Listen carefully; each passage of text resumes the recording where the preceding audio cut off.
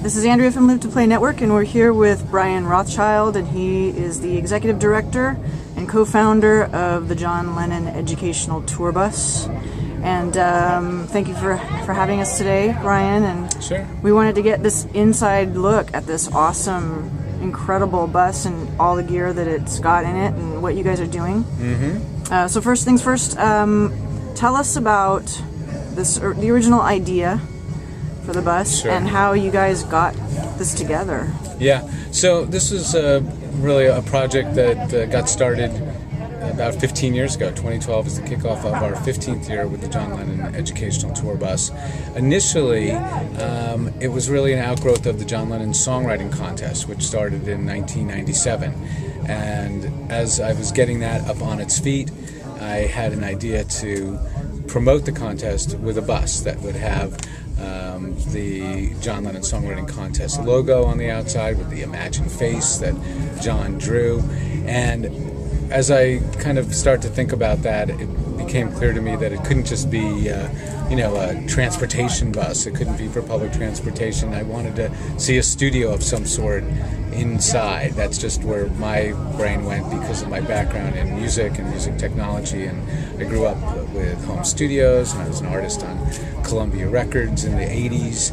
So I started to talk to people about the idea of putting a studio onto wheels, and I was fortunate enough to bring in a couple of founding sponsors who made the first iteration of the bus possible, and we launched that in 1998 on Good Morning America with Wyclef Jean and Joan Osborne, who created an original song in the course of the 2-hour show.